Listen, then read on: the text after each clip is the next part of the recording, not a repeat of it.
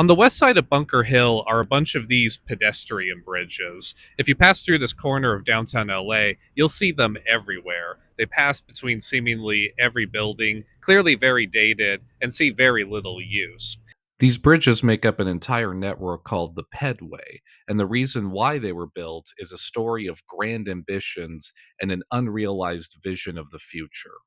In the 1950s, Bunker Hill was a beloved residential community that was labeled by civic leaders as a slum, beginning the process of its demolition to make way for an expansion of the downtown business district.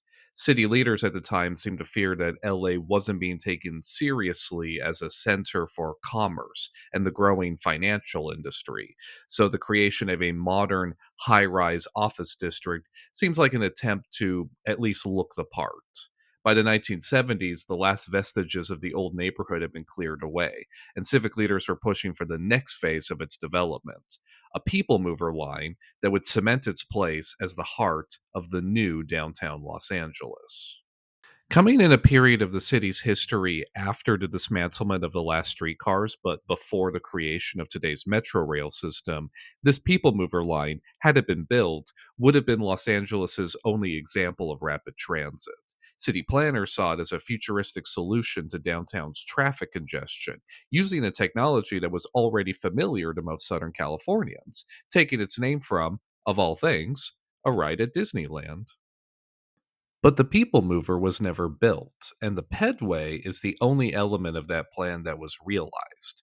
To walk on them today is to see a glimpse of that unrealized future, with some of LA's most remarkable examples of architecture from this era. We're going to start at the Grand Avenue Arts Bunker Hill station, which is on the A and E lines. Take the elevator up to street level, then exit out to 2nd and Flower.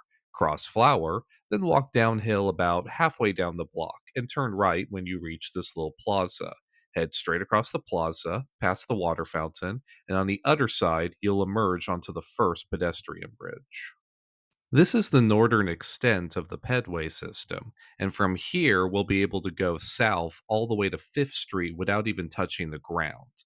At this junction, embedded in the pavement, is this plaque honoring the head of the city planning department who pushed for the creation of the Pedway system. Next to his face is a map of the Pedway system, which includes a couple of segments that are now closed to the public. Continuing south along Figueroa, you'll pass a spiral staircase winding down to the street before crossing over 3rd, landing on the rooftop of a building called the World Trade Center. For such an ambitious name, the building is very humble and nondescript. Frankly, it's pretty boring. But in the name is a clue to the building's intended purpose. This rooftop was supposed to be the location of one of the main people mover stations, the hub that would serve all these nearby buildings, connected to the station by the pedway. Had it been built, the people mover track would have curved off Figueroa, stopped right here, then continued through the Bank of America building across the street, entering a tunnel that would take it under Bunker Hill and out the other side. In fact, much of the tunnel was actually built using space in the basements of these buildings. Inside the World Trade Center, the lobby is decorated with this elaborate frieze that extends the whole length of the atrium. It depicts the history of commerce, from ancient humans through the Sumerians and Egyptians, right up to the Industrial Revolution. Taken out of context, it all seems kind of high minded and maybe even a little pretentious for such a small office building. But it makes a lot more sense when you remember that this was built to be a transit station, the hub of the financial districts. The irony is that the main users of this rooftop nowadays aren't commuters or office workers, but children.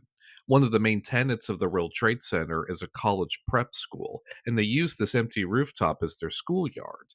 If you come here on a weekday afternoon, you'll likely see dozens of kids taking their recess out here. It's an unexpected but welcome adaptation of this space. Pedways extend in all four directions from the World Trade Center, but we're going to continue straight. All the way at the far end of the hall, next to the elevators, an escalator will take you upstairs to the bridge to the Westin Bonaventure Hotel, which is probably the single most spectacular example of 1970s architecture in Los Angeles. As soon as you step inside, you find yourself in this colossal atrium, 6 stories tall, interlaced with all these bridges.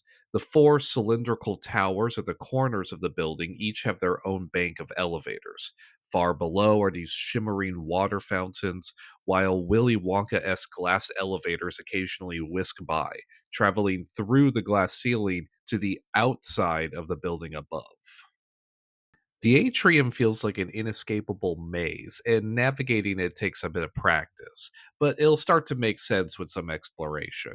The whole thing was designed like a little self contained city, with shops and restaurants lining the floors on the edge of the atrium, though you'll find that the place is almost eerily quiet.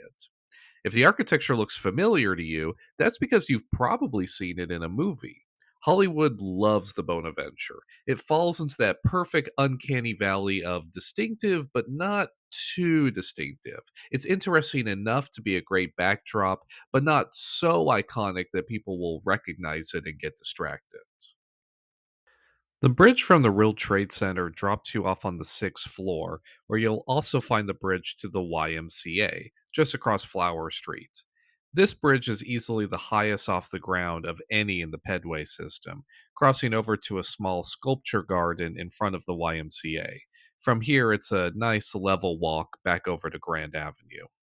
This is where the Pedway system really comes in handy because it helps flatten the steep terrain of Bunker Hill.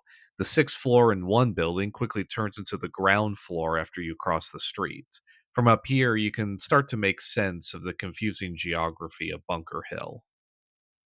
Returning to the Bonaventure, head across the atrium and down to the 4th floor, and you can exit out onto the pool deck, where the next bridge will take you across Figueroa to Union Bank Plaza. The plaza has some decent landscaping, and another bridge crosses over 5th Street, ending with this fun sculpture of a family of bears fishing. Looking down at all the traffic on 5th, it's easy to start feeling grateful to be safely above it. The last bridge of the Pedway system can be accessed from the corner of Fifth and Flower, across the street from Central Library, and it actually has a handy escalator. It crosses back over Fifth to the 2nd floor of the Bonaventure, then continues across Flower into Citigroup Center, which has a surprisingly excellent collection of public art. On the balcony is this massive sculpture by Marc de Suvero, and if you head across the floor, near the waterfall is this podium by Robert Rauschenberg, which you can literally sit on while you admire the rook under the glass. The building also has a deck overlooking Central Library, and you can exit onto the scenic Bunker Hill steps. Head up to the top of the steps and up the block, and you'll be back in front of the YMCA. From here, you can head over to Grand or retrace your steps on the pedway back to the start. So, why didn't the People Mover get built? Well, locally, the project faced a lot of opposition from people who saw the People Mover as a waste of taxpayer money and who saw the project as too narrow in scope, something that would only benefit downtown while coming at great expense to the rest of the city.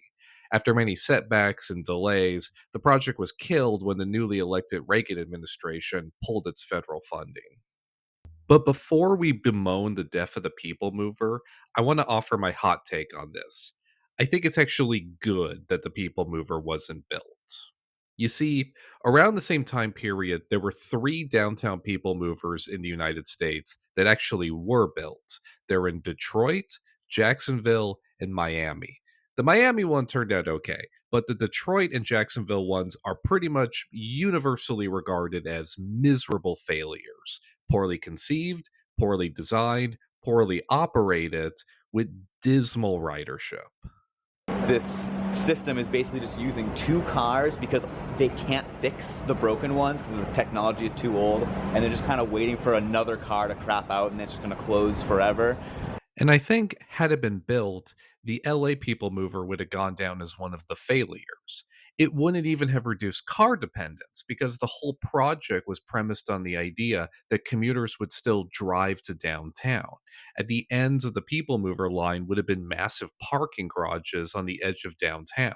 So the idea was that commuters would park there and take the People Mover to get to their job, which Like, why would you do that? You've already sat in traffic to get here. You're already so close. And all these office buildings have giant parking garages of their own. So why would you even bother?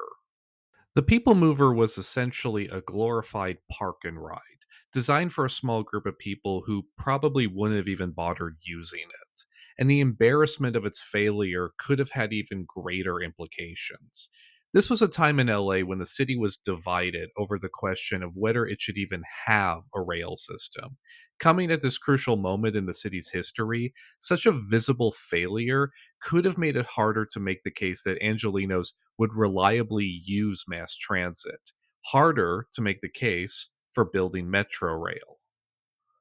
Today, the A line pretty closely follows the intended route of the People Mover, making it easy to traverse quickly across downtown. But the People Mover left behind a strange legacy, a built landscape that never quite lived up to its full potential. Ironically, it was this pedestrian bridge here at Grand Station that fulfilled the promise of the original Pedway system, connecting the destinations of Bunker Hill to a major transit hub. If you would like to visit the Pedway system, I have a guide to it linked in the description below. There's a map of the entire system, there's lots of pictures, detailed directions, and even some stuff I didn't have room to cover in this video. So check it out, and check out my other guides while you're there. Thanks for watching.